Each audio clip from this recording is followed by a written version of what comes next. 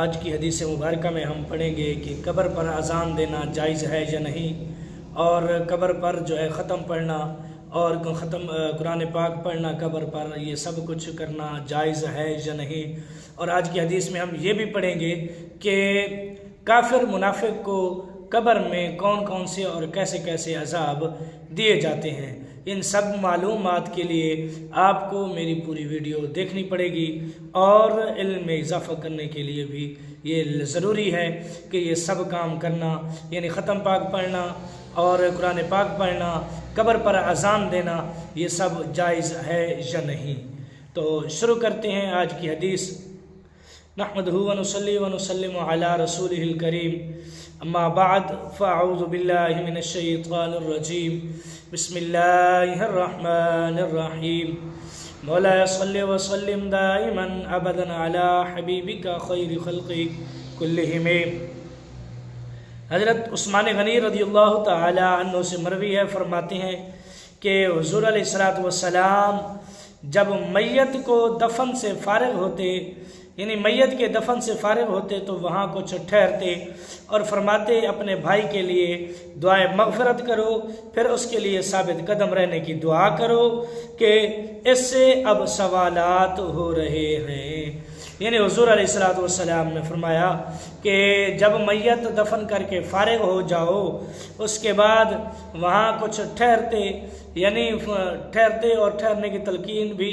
کرتے اور فرماتے کہ دعائے مغفرت کرو اپنے بھائی کے لیے کہ اسے اللہ تبارک و تعالی ثابت قدم رکھے، یعنی ثابت قدم رہنے کے لیے اس کے لیے دعا بھی کرو، اور اس سے اب سوالات ہو رہے ہیں۔ یعنی حضور علیہ السلام دیکھ رہے ہوتے تھے کہ اب منکر نکیر جو ہے قبر میں آ چکے ہیں، اب میت سے سوال و جواب ہو رہے ہیں۔ تو فرماتے ہیں تشریح کرنے والے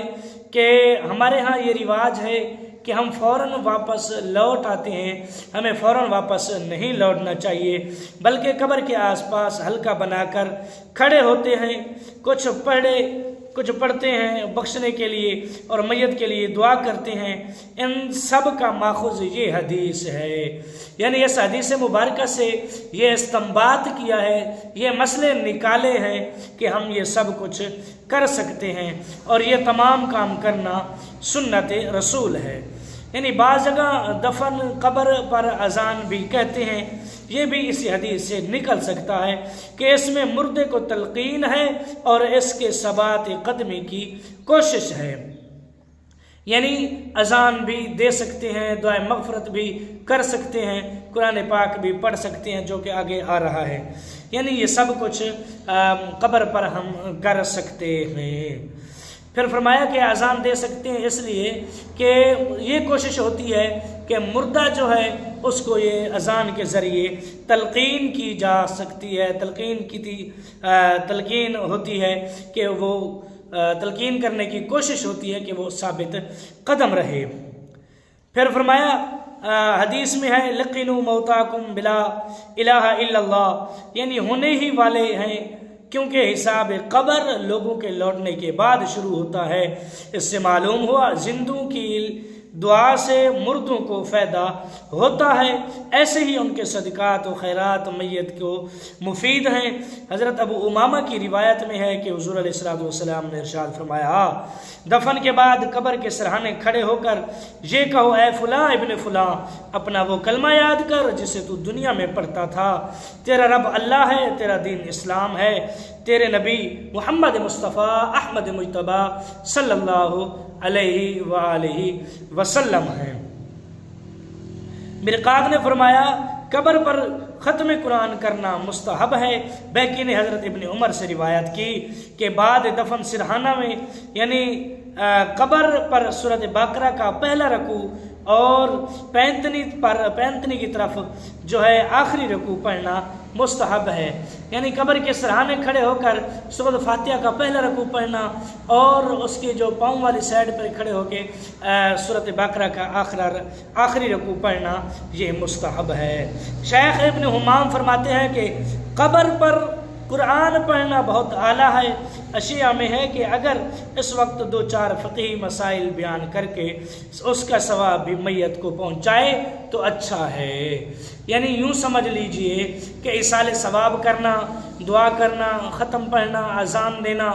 اور وہاں کھڑے ہو کر میت کو تلقین کرنا، یہ سب کچھ کرنا جو ہے وہ درست ہے، جائز ہے، اور یہ اسی حدیث سے ماخوذ ہے۔ اس میں بعض جو کام ہیں وہ سنت رسول بھی ہیں، یعنی یہ واضح ہو گیا، یہ سب کچھ کرنا درست ہے۔ اسی طرح حضرت ابو سعید خدری رضی اللہ تعالی عنہ سے مروی ہے، فرماتے ہیں کہ حضور علیہ السلام نے فرمایا کہ کافر پر اس کی قبر میں 99 سانپ مسلط کیے جاتے ہیں جو اسے قیامت تک نوچتے اور ڈستے رہیں گے۔ اگر ان میں سے ایک سانپ زمین پر پھونک مار دے تو کبھی سبزہ نہ اگائے۔ اسے دارمی نے روایت کیا اور ترمذی نے بھی اس کی مثل روایت کی، انہوں نے 99 کی بجائے 70 فرمائے ہیں۔ یعنی جو کافر ہوتا ہے، کافر کی قبر میں جو ہے وہ عذاب کچھ اس طرح کا ہوتا ہے، یعنی اس پر 99 نانگ 99 سانپ مسلط کر دیے جاتے ہیں جو اسے قیامت تک کچھ ڈستے رہتے ہیں اور کچھ جو ہے وہ نوچتے رہیں گے، یعنی یہ تا قیامت یہ معاملہ چلتا رہے گا۔ فرمایا کہ اگر ان میں سے ایک سانپ زمین پر پھونک مار دے تو زمین وہ کبھی سبزہ نہ اگائے۔ عطنین زہر والے اژدہے کو کہتے ہیں چونکہ کافر اللہ کے 99 ناموں کا منکر تھا، اس لیے اس پر 99 سانپ مقرر کیے ہوئے ہیں۔ نیز اللہ کی 100 رحمتیں ہیں، ایک دنیا میں 99 مومنوں پر آخرت میں۔ یعنی یہ جو اللہ تبارک و تعالیٰ کی دنیا پر نعمتیں آئی ہیں، یہ 100 نعمتوں میں سے ایک نعمت ہے، جو باقی 99 نعمتیں ہیں وہ اللہ تبارک و تعالیٰ نے مومنوں کے لیے آخرت میں بچا کر رکھی ہوئی ہے۔ کافروں پر ان نعمتوں کے عوض سانپ مقرر کیے گئے ہیں، یعنی جو کہ کافر پر جو ہے، مومن پر تو یہ نعمتیں ہیں اور کافر پر جو ہے اس کے بدلے، یعنی مومن جو ہے اگر نیک کام کرتا ہے تو کیونکہ وہ مومن ہے، کلمہ گو ہے، اللہ کو، اللہ کے رسول کو اور تمام انبیاء کرام کو، تمام کتابوں پر حق کو اور تمام ملائکہ پر جو ہے وہ ایمان لانے والا ہے، اس لیے اس پر جو ہے یہاں بھی نعمتیں ہیں، دنیا میں بھی نعمتیں ہیں اور آخرت میں بھی نعمتیں ہیں۔ کافر جو ہے ان سب کا انکاری ہے، تو اس لیے اس پر جو ہے یعنی کافروں پر جو ان پر سانپ مقرر کیے ہوئے ہیں۔ یعنی گوشت نوچنا، زہر کا نہ پہنچانا نحس ہے، اور دانت مار کر زہر چھوڑ دینا، لدغ یعنی نوچے گا، کوئی ڈسے گا، یعنی مختلف سانپ، یعنی 99 سانپ ہیں، 99 سانپ جو ہے مختلف اپنے کام وغیرہ میں جو مشغول رہتے ہیں، مشغول رہیں گے اور مصروف رہیں گے، یعنی کوئی گوشت نوچے گا، کوئی ڈسے گا، کوئی دانت جو ہے وہ اسے مارے گا، دانت سے جو زہر چھوڑے گا، یعنی مختلف سانپ ہیں، مختلف ان کے کام ہیں۔ اسی طرح اگر اس کی گرمی اور زہر کی وجہ سے مٹی پک جائے اور سبز کے قابل نہ رہے، یعنی